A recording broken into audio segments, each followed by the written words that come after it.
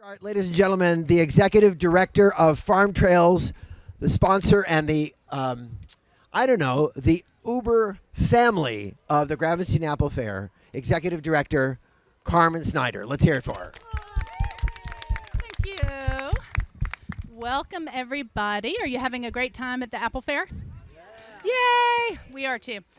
I'm so delighted that we're keeping farms forever, as it is our mission at Farm Trails to do in Sonoma County. And this Life on the Farm arena is part of that in terms of educating the public and getting to experience a little bit of what life on the farm is like. And I couldn't be more delighted to be looking at these amazing female farmers to my right. And I sort of want to just interview them myself, but I am not going to stay. But he is so much better. So I'm going to introduce to you right now Clark Wolf, who is a food enthusiast, expert, advocate, and journalist. What other title could I give you that's more accurate? I do dishes.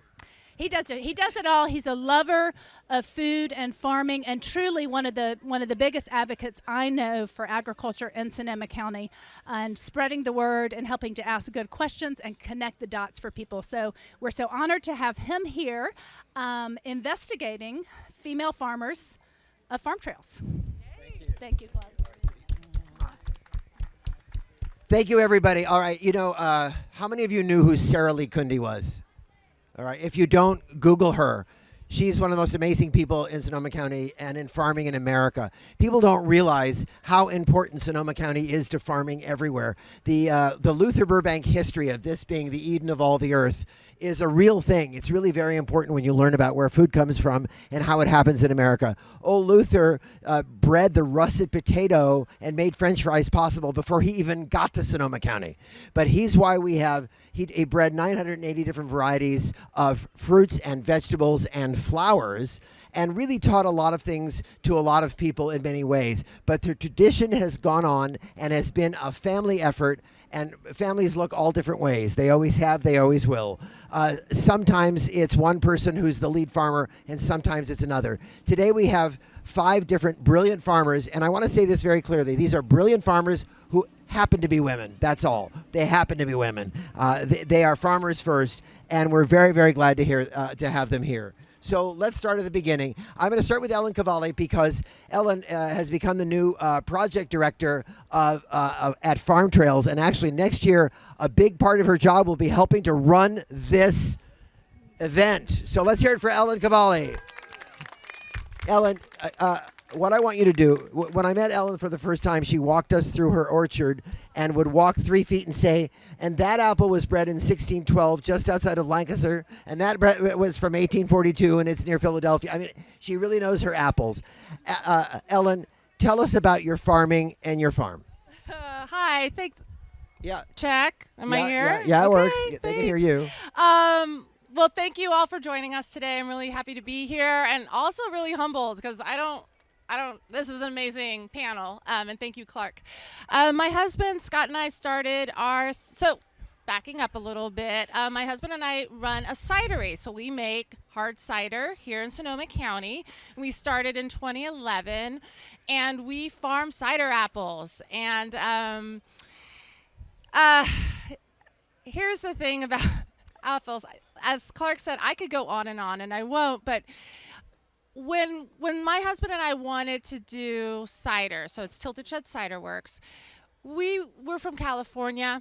We wanted to move back here. We'd moved around a lot, but we chose Sebastopol because this we knew would be the premier apple growing region, and we believed that this could be a premier world-class cider destination as well, for the same reason that our wines are world-class, our ciders could be world-class because the fruit here is amazing. And I am finding that to be true. We're 9 years into this venture, and it's amazing. We grow about 130 different varieties of apples. On how many acres? Planted to 2 acres. 2 acres, 130 varieties. Got it? And then I'm also doing seedling apples. So every apple is genetically different. So I've been planting seeds as well. So I'm a little bit of a Jane apple seed. And as you can tell, like I do wear this in real life. Like I am an apple aficionado. I love it. And I love Sonoma County for its heritage, for its present in the apple growing region, and also what its future can be, because I really do believe in it. Thank you, Ellen. Thank you, Ellen. All right, our next farmer, I would have to say that farming found Phebe. Is that fair to say? Ladies and gentlemen, please welcome me first. Please welcome Phebe Sorensen. Hey, I'm so glad to see everybody here. I've been involved off and on with the Apple Fair since right in the very beginning, and I just love to see it continue. For some reason, most of my farming goes back maybe 30 years or so. I'm not doing an awful lot right now. My husband and I had a Christmas tree farm. But you know what? Christmas trees aren't supposedly agriculture. They're under timber. I never told anybody that. I feel like I'm here on false pretenses. But during those years, the Christmas tree farm, we had time in the summer so we could help out. And I got to know the Apple Fair people, the Farm Trails people, and that's where I learned my agriculture. Right now, I'm really not active, but on the farm that I have is a big sheep farm that I've leased out to. So I'm in the middle of great agricultural activity, because agriculture is not only what grows, but it's also what walks on 4 feet, yes, etc. So we're going to have a great time. All right, so Phebe, basically what you're saying is that you not only have farmed, but you now make a place for other farming. Exactly. I've been sort of mentoring people that have come along and have a beautiful sheep farm. They lease other land, so I have lambs running right outside my kitchen window. Thank you, Phebe. Let's hear it for Phebe. Come on. Danielle, give the mic to Danielle, because I'm going to... Danielle, next. Now, look, Danielle, actually, can we go get those and bring them up front? Oh, sure. All right, real quick. You see, one of the things that's really important about farming is that, well, there's this place called Napa. Have you heard of it? Anybody have heard of the Napa Valley? Yeah. They wanted to start a farmers guild, and what they realized is that the first thing they had to do was get some pollination going. So the first president of the Farmers Guild is a farmer who raises flowers. That's why I think it's so wonderful when we invited Danielle, who Danielle Strawn is, she's the co-owner and operator of JoLee Blooms and Design, which is a boutique flower farm, floral design, and event planning studio. And Danielle, tell us a little bit about your gorgeous flowers and what you do on your farm. Let's hear it for Danielle. We need some cardio applause, right? Yeah. Oh, thanks you guys so much. It's a real honor to be here, especially amongst these women. JoLee Blooms and Design is named after my grandparents, or my 2 grandpas, Joe and Lee. They were both farmers that grew up in the Midwest, and after they left the farms, there was no one who was farming in my family until me and my husband, Jeremy, who's in the back. Where's Jeremy? Jeremy, wave. Yeah, okay, good. There he is. Yeah. Thanks, Jeremy. He's a little Okay. shy. Yeah. I'm a little nervous and he's a little shy. We have a small cut flower production in Bloomfield, very apropos that we're growing flowers in Bloomfield out near Valley Ford. We have about a 1/4 acre, and we try to just farm as sustainably as possible. We are always experimenting with different practices. When I first started growing flowers about 7 years ago, I would have loved to have just been a flower farmer, cut it there, like that's what I'm going to do. But I never really wanted to do a big scale operation. I liked like kind of garden farming is kind of what I like to call it. Yeah. And I knew that I quickly learned that if I was going to farm on a smaller scale, I needed to make sure to have some diversified income in some way, shape, or form. And so I started getting into floral design, and that's really directed the business and what we're doing. And so we grow flowers primarily for our own floral design. We do weddings and special events. And in addition to growing flowers and designing flowers, we also decided to incorporate event planning into our business, which is something that I have from a previous life. And it's just a really great, well-rounded package that provides enough income for us to live on here in Sonoma County, which is a pretty high price of living. And but it also allows us to do what we're really passionate about, which is connecting with the land and our community through agriculture. And we're just so grateful for our community organizations like Sonoma County Farm Trails to provide us so much support, advertising, and also just resources to other farmers in our community, which has been a huge benefit for us as younger, small-scale farmers to be able to learn how to become a part of an agricultural community, which so many of us did have in our families at one time, but maybe fell out of our families. And so now we really feel like we've got something bigger than us, which is amazing. And look at those flowers. Let's hear it for her. Thanks. Let's hear it for her. They're absolutely beautiful. And you know, one of the things that's so interesting about what you do when you raise flowers like that, you just described how dairy farmers making cheese are called value-added farmers, right? I mean, you start with the farming, and in order to support it, you actually have to turn it into something that can be sold, that can be shared with the community, that can bring you income, so that you can do the basic farming. And we love the idea that you're on a small amount of land. I mean, one of the things that's great about all of you is that, well, sometimes small, sometimes large. We'll talk about that in a minute. Actually, you know what? I did that wrong. Ariana Strozzi Mazzuchi. Did I say that right? Yeah. You know what? Here's Ariana. Let's hear it for her. Ariana actually has a lot of background in farming. She now has a new, fairly recently acquired, and is developing Casari Ranch. Casari Ranch. And it's gorgeous, and I can't wait to be there. Tell us the story. Hi. So good to see you all here. This is my favorite fair. Yeah. Thank everybody who makes it possible, especially Carmen. And I look forward to speaking with you more now about apples. I'll tell you more about that. I'm a lifelong horsewoman, and I grew up in Southern Marin, the Southern Marin coastline, on what were the last dairies in Southern Marin coast before the government. The government had already bought the land, but before they became public lands. So I was a little girl riding my horse by myself all over the most amazing wonderland before there was a lot of other people.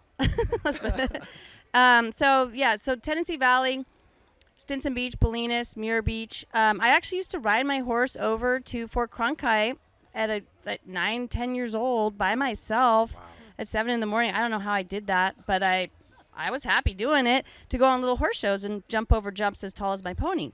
So I don't really remember exactly how I made that happen, but I did. So the other interesting thing is also where I grew up, where my house was, Mr. Phillips actually worked for Luther Burbank. Wow. And he had a farm, his own little farm, a garden, on one side. So on both sides of the house that I grew up in, it was an old apple orchard.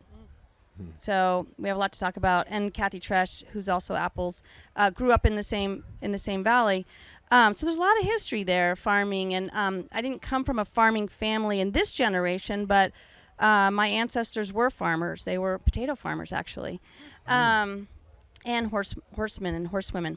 So fast forward, my husband Casey and I have a 408-acre ranch in Bodega, between Bodega and the ocean, down Salmon Creek. And we're from Valley Ford originally, and we moved up to Point Arena briefly and moved back recently. Casey's a fourth-generation sheep rancher. I'm a lifelong horsewoman, like I said. I do equine guided coaching. I'm a pioneer in the field, and that's definitely one of the primary things that we have done. But I'm also a deep commitment to reconnecting people to land and nature so that each can heal the other. So everything that we do is really farm to health. And we've really expanded that in many ways, which I'll talk about. My husband and I started the Valley Ford Wool Mill, and we really put wool back on the map.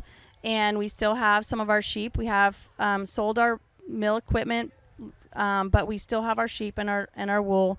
And we have a farm stand in our new ranch that's been around forever, but has an antique heirloom apple orchard of over 50 trees. So now I want to talk to Ellen. So I'm going to have her come visit, because even some of the experts don't know what some of the trees actually are. And you never will. They're called volunteer apples. They are, yeah, That's and, what we and call we them. have baby trees, and Yeah. like, I mean, it's super fun. Like, totally What else? addicted. What else are you growing on the farm these days? So the other thing that I'm really into now is not only the vegetable component, but medicinal herbs. So we Yeah. do some Chinese medicinal herbs, and then wild harvest some herbs, but then just grow just anywhere from the really commonplace, like all around kitchen table you should have in your pantry all the time. And we're doing plant medicine workshops. We also are hosting other healers and workshop goers who want a very magical healing environment. So I also want to get forward to talking to you more with you. And we're going to be launching wedding venues into 2020 as well. We have a gorgeous old redwood barn that we're renovating. That's all right. Well, there'll be more. And There'll be more. more. All right, great. Let's hear it for her. Come on, let's hear it. Thank you. All right. Katie Hachmeyer is somebody I met when. How many of you knew who Nancy Skull was from Middleton Gardens, Middleton Farms? The best strawberries in the history of mankind. And she was a woman who started farming at the age of 59 and lived to be 85. I think she went home from the farmer's market, laid down, and passed away. She grew a French variety of strawberries, but it's not just the variety, it's how you grow them. She grew Fraise de Bois, and again, on her 8.089 acres in off of West Side Road, she had 30 different varieties of 30 different fruits and vegetables and flowers. I mean, it was it was always rolling. And when she passed, her husband's family inherited the farm, so we didn't know what would happen. We didn't know if it would get all pulled up and made into swimming pool and right. And a wonderful couple who had been in Sonoma County came back, and that's what I love about some of these stories. Came back and bought it and kept the lead farmer, Sam. So if you want to go to Middleton Gardens to their farm stand at the Healdsburg Farmers Market on Saturday, or I think it's Tuesday or Wednesday evening. Go to see Sam and go to have those strawberries. When she passed away, Michelle and Jordan and I put together a little. Her name was Nancy Skull, so we called it a scholarship. That's terrible, but we'd had some cider. What can I tell you? And Katie was actually the first recipient, and it was really about just giving a little bit of financial support to somebody who would use it in a good way to bring their farming forward. And think about this, folks. It's nice to go to a farmer's market and take a look around and buy something to eat right there. But go buy some farm food. Go buy some farm food and give it away. Share it. I put it in the window next to my roses. You know what I mean? And then when I'm done, anything I have not eaten, I give to my neighbor and my business partner when I leave town, because we spend so much money on stuff that just doesn't matter. Giving sustenance and support to farmers is the best thing ever. And Katie is somebody to really support. Let's hear it for Katie. That was pretty good, huh? Thanks, Clark. Tell us a little bit about you, your farming, and your farm. All right. Well, first, thanks everyone for being here, and thank you, Carmen. Carmen is amazing, and Farm Trails has been doing a lot of work in this community and also supporting kind of the growing work that's happening in this community, so I'm really grateful for you. It's very kind of sweet to be here because I actually grew up in Sebastopol. I'm one of the rather rare Sebastopol locals, I think, at this point. Sebastopodlians. Okay. And I grew up right off Gravenstein Highway and went to Gravenstein Middle School, so it's very sweet to be here.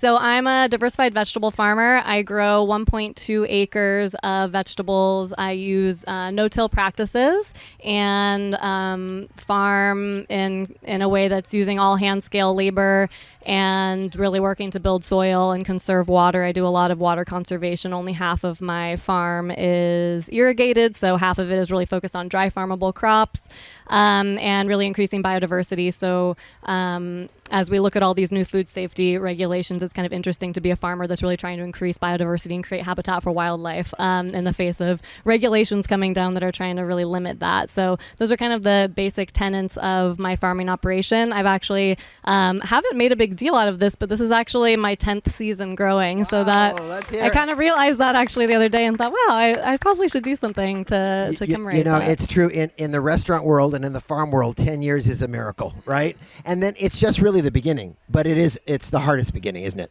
Yeah, I was talking with another friend who's not Danielle, but another flower farmer in our community.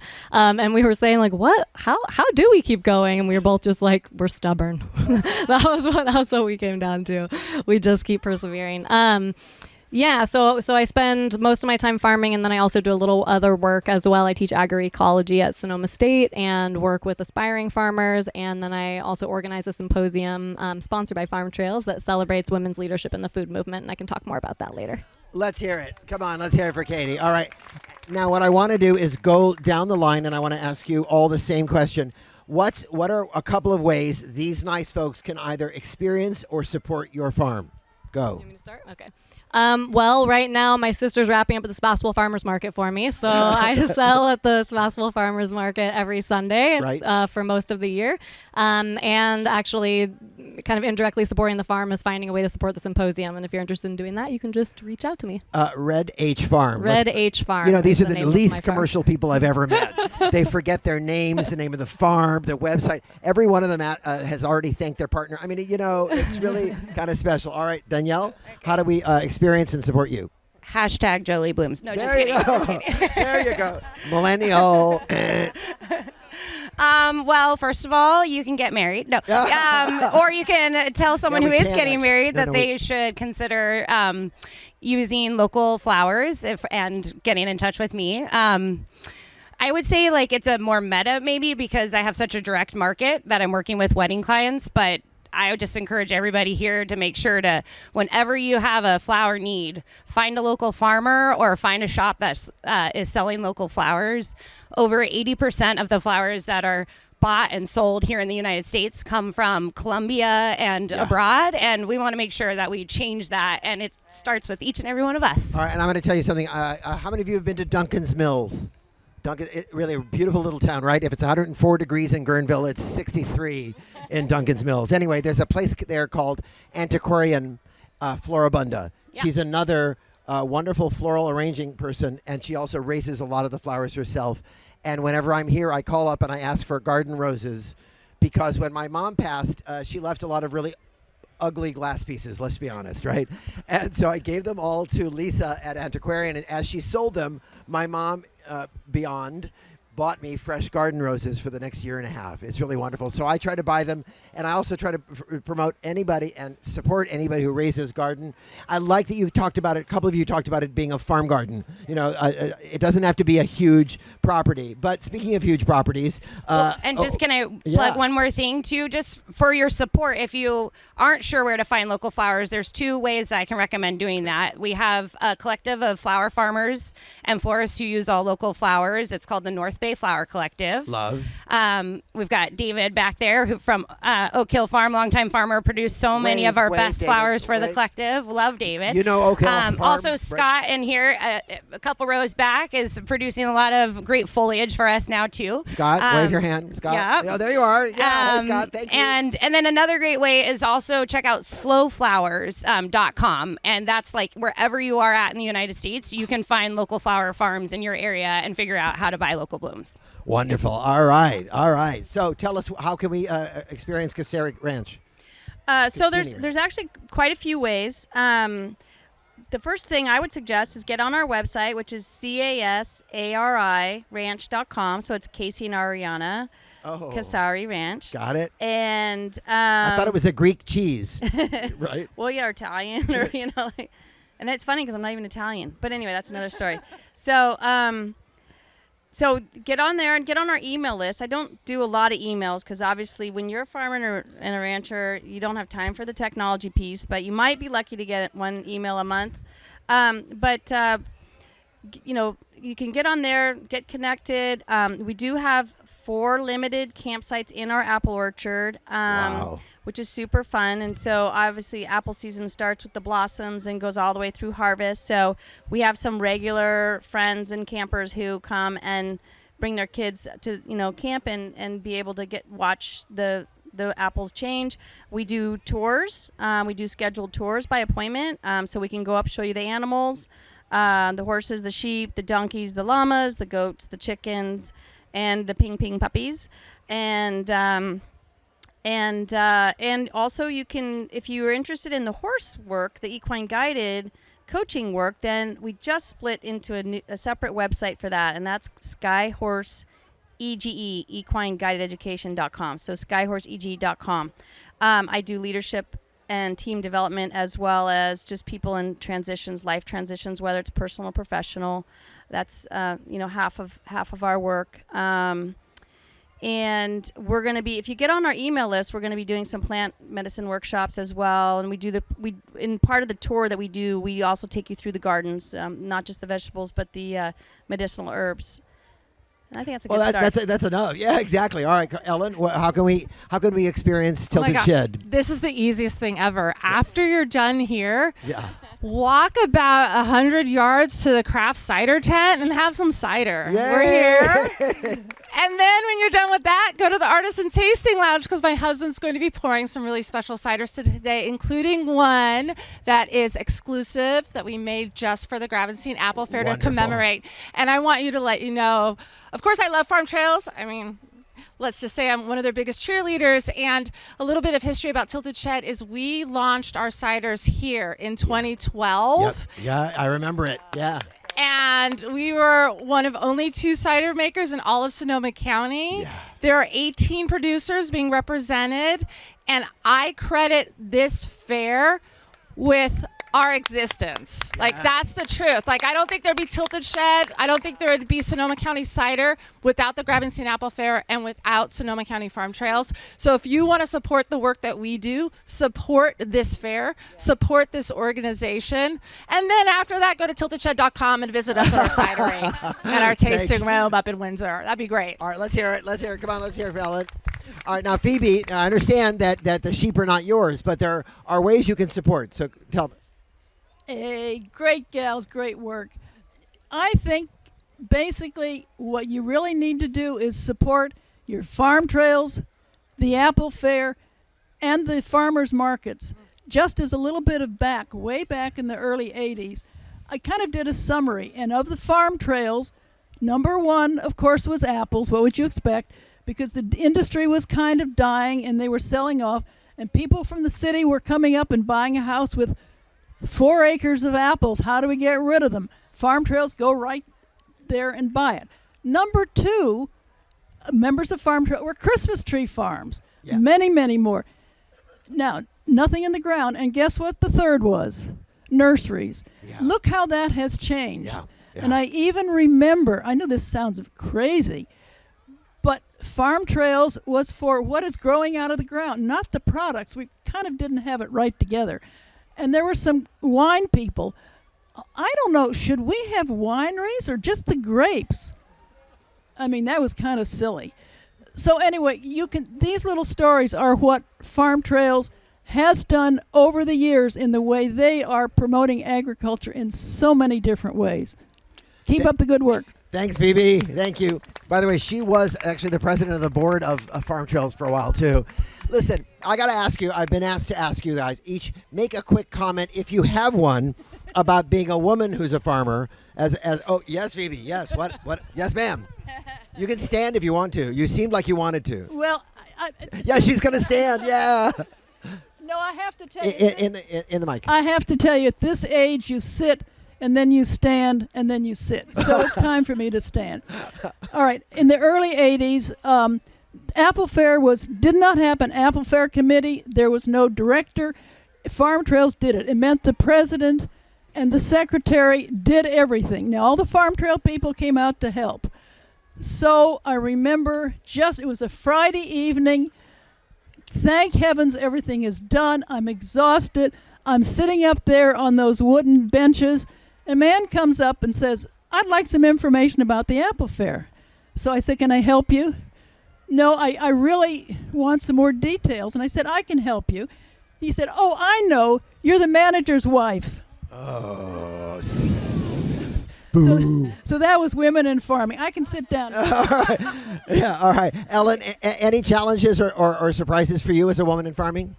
I mean, it's okay to say no.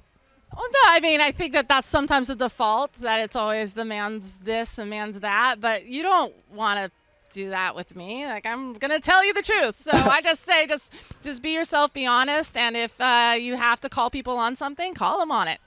Right? Yeah, I like it. Let's hear it. Hold on one second. I mean, how many of you know who Laura Chanel is? All right. Laura Chanel is the first goat cheese brilliant aficionado of the United States of America.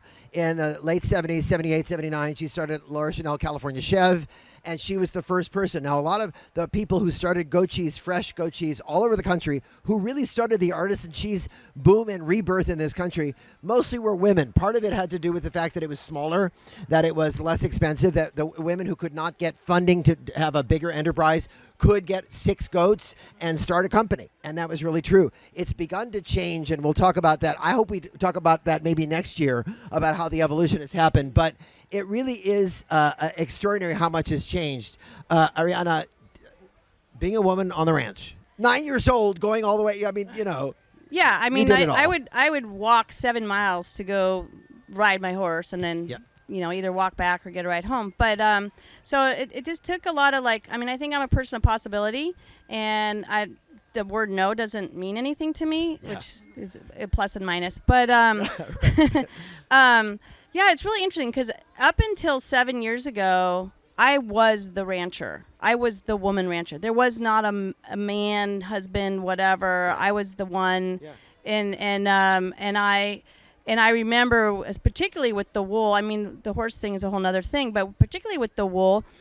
And I was good buddies with all the men ranchers. I mean, we were all friends. So, you meet at the store in the morning and you go, hey, how it's all about the weather, or have you seen any coyotes? I remember one time I was so excited because I had seen a golden eagle, and I told some of the guys, like, oh, I saw a golden eagle today, and they were thinking, I'm going to hunt it and kill it. And I was like, oh, that's the last time I'm ever going to say that to the guys, Yeah, don't tell them. But and then all the guys, they couldn't figure out why I didn't have any coyote problems. I was sort of like the woman on the hill rancher, and why didn't I have any coyote problems with my sheep? Well, I had an agreement with them.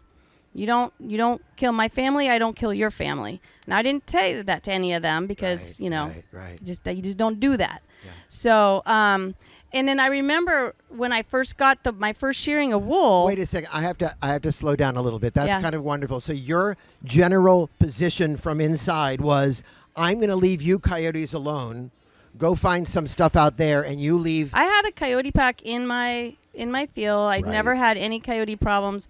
I actually, there was a coyote that was strung up in the fence. It got caught on one of the neighbor's traps, and he was strung in the fence, and I went with my wire cutters and a pair of gloves. I used to work with raptors, birds of prey, so I'm not really afraid of animals that can kill you. Yeah. And and so I made an agreement with them. I said, look, anybody else here would kill you right now, but I'm going to cut you out of this fence, but we have to make an agreement. Yeah. Tell your If friends. you don't, I will not hurt you and your family, but you don't hurt my lambs. Do you remember the Aesop's fable about the lion and the thorn? If you don't, or if you do, tell your kids this story about how if we are kind to each other, sometimes it really works out well. Yeah, and so the other piece was when I got my first shearing of wool done. I asked all my buddies, men buddies, ranchers, and I said, well, "What do you do with the wool?" And they said, "Well, we just throw it away." And I was like, what? I was like, this stuff was like amazing. It was like gold. I'm like, this is gold. So I went online and I thought, well, I'll make yarn out of it. I kind of knit a little. And then I found out how amazing it was for bedding. But so then I went out and then, I think a lot of the guys, were kind of like, what's she doing? And even when we started the mill, a lot of people were like, we've been talking about how we need a wool mill forever, but you guys did it. Yeah. Like, you just did it. I was like, yeah. So it sounds like for you, being a woman farmer and rancher gave you freedom. Yeah, I mean, the more you get to know me, I don't like to follow rules. I don't like to be put in a box. I shouldn't say I like challenge, but if somebody tells me I can't do something, you better watch out because I'll go do it. Yeah. I'm that kind of gal. All right. Thank you. Danielle, yeah, let's hear it. Come on. Yeah. We also need the breeze. Come on. Right? Yeah. Go ahead. Well, I'm not sure that I have like a specific like interaction with the world of being a female farmer that I can think of, but I can say as a flower farmer, a lot of times people dismiss me as like not a real farmer. That's for sure. But it's hard work. And to that note, I will say that farming in general has taught me myself how strong I am. Yeah.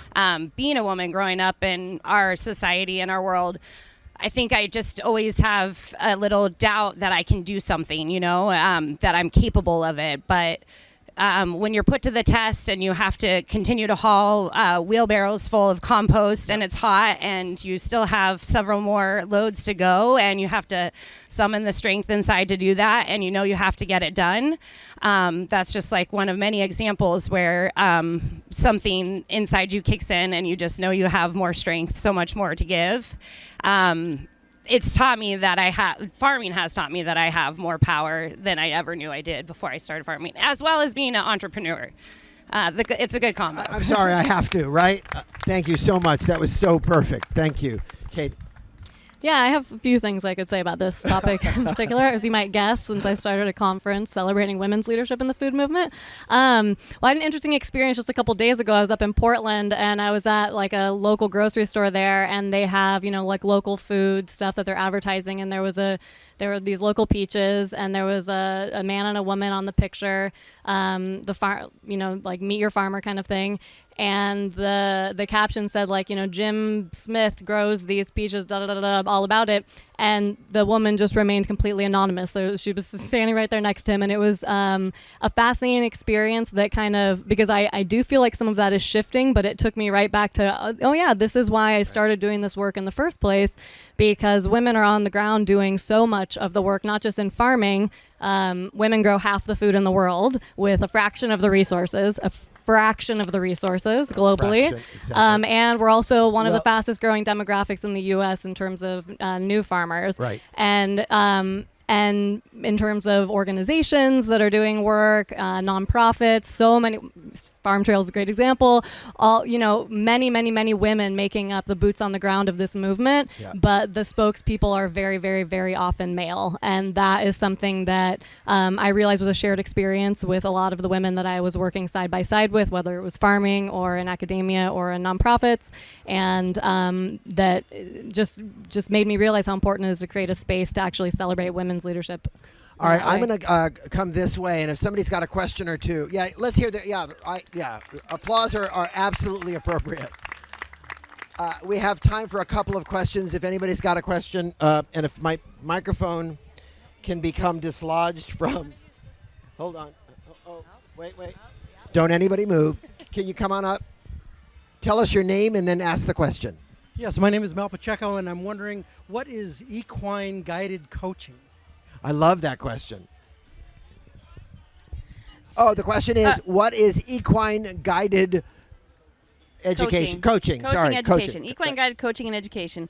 Well, one of the things I was going to piggyback on was, being a lifelong horsewoman, being a horse girl, you have to be tough, and things are not easy, and they're not always, and you're sometimes in the weather or whatever. But equine guided coaching and education is not horsemanship. So there's horsemanship, the training of horses. Horses have been part of our life since all of history. And 100 plus years ago, horses brought us everywhere. They were our agriculture. They were our transportation. They were our war, animals, all that stuff. And so we have this really long, the history of them, and their instincts are the same as ours in the sense that we're both social animals. So we're born wanting to be part of a team or a herd. And so leadership is rich with horses, because a horse will tell you when you're being present and centered and confident in yourself, and then of course they'll give you the feedback when you're not, which is kind of unpleasant. Which reminds me of the last time I was on a horse. The horse actually found a low bough and tried to scrape me off. It was like, no, get off. Yeah. And so what in equine guided work, we switch gears and we trade roles. So when we're in horsemanship, we may be the leader or guide of the direction when we're riding a horse or we're going somewhere. But when we're doing equine guided education, the horse is the guide of the psychospiritual process. And so they have this amazing ability to get to the core of the issue or the topics that are inside of us that may be intuitively burning or wanting to come to form, like the courageous conversation, as David White would call it. And so, when we're doing the work as the coach, is we're just creating an open space for people to be able to let the horse be in that conversation with them, and the people just come into this level of authenticity in minutes that it would take 6 months or more in a coaching or therapy type session. And the response and the transformation is sometimes in less than a day, or could be an hour, or could be a couple of times, because it's a visual visceral experience. It's 1,000 pounds of imagery of yourself. So how do we get in contact to find out more? What's the website? Either way, but Skyhorse EGE equineguideeducation.com. All right, Danielle, we know that Caiti has a forum that she does. Is there some way that people can get an educational experience? Do you ever teach? You do classes? Do you do floral classes or a walk through the garden to teach everybody what everything is? I do like to teach workshops. I don't have a great space in order to do that. We have a small piece of property that we farm on that's owned by our neighbors, and we don't have liability coverage with their insurance. But could you be invited to do it other places? I would love to be invited to do it other places, maybe even at Ariana's in the future. And also definitely, again, checking out the North Bay Flower Collective is a great resource for wanting to learn. If you want to learn more, we have a lot of folks who can also help. All right, we just too. have a few more minutes, but I want to ask each one of these incredible farmers. We're coming up. I'm helping to do something called the Grand Harvest, the Sonoma County Grand Harvest. We have summer, we have the holiday season, and of course we have a harvest, and it's mostly focused on grapes. But from early September to early November really is our Grand Harvest. We have so many things coming to fruition and to bountiful life. So if you are focusing on something for the Grand Harvest season, for you, tell us each of you, what might people look for either at your farm or at the farm next door this coming Grand Harvest season? Yeah, I grow dry farmed heirloom tomatoes. Oh my gosh. Which are pretty incredible. They are the best tomatoes I've ever had, and I don't say that lightly. How about you? What's coming for you for flowers? Well, in this bucket over here, we have some dahlias, some roses, and one of my favorite flowers that's coming on, and there's just a few of them peeking out, is a nice variety of Lysianthus. I'm really excited about that. I see a sunful too peeking out. Rudbeckia. Rudbeckia. Oh, Rudbeckia. Yep. Oh my gosh, I didn't see. I just saw the yellow. What's going to be in harvest for you? Obviously our heirloom apples are going to be in harvest through late October into early November. They're mostly late harvest. We have echinacea, ashwagandha, some stevia. We'll have some Korean mint. So a lot of the medicinal herbs we'll be having. And we can turn them all into and tea. Pears. We have bartlett pears. And pears. Like almost all right. now. And Ellen, what's coming up? I mean, I know you have 132 varieties. Apples. And then, so we work with all local farmers here. And last year, I counted that we brought in 152 different varieties of apples that we pressed for our ciders, which is a lot of apples and a lot of different varieties. And so the best way to experience that is we're going to be doing events at our cidery, at our tasting room. We'll be doing Weekend Along the Farm Trails in October, hopefully with you. Things, So apples and cider, everybody. How many of you know about the Luther Burbank Experiment Farm? Slow Food Russian River often hosts an apple press at the farm, so you can bring your apples or steal some from a neighbor, which is how we find them sometimes, and you can press it there, right? You can go to That's Slow Food. right. They do that. Their community apple press on the weekends through the end of October, and they have a booth here, so you can go check them out. Speaking of Luther Burbank, we also glean fruit from there and do a special cider made from there called Chosen Spot. Chosen Spot. Do you know what gleaning is? Right? Gleaning is picking up and really enjoying and sharing everything that got left over by nature, right? It's absolutely a miracle. And I know, Phebe, that you're not farming right now, but what are you looking forward to? Well, at this point, I can't offer you apples or also this beautiful product. But in September and October, we'll have a couple of hundred lambs. If you want to bring your grandkids, you can see them. All right. Let's hear it for this wonderful collection of farmers. Thank you so much, all of you. We love you and we appreciate you. Thank you, Clark. Thank you.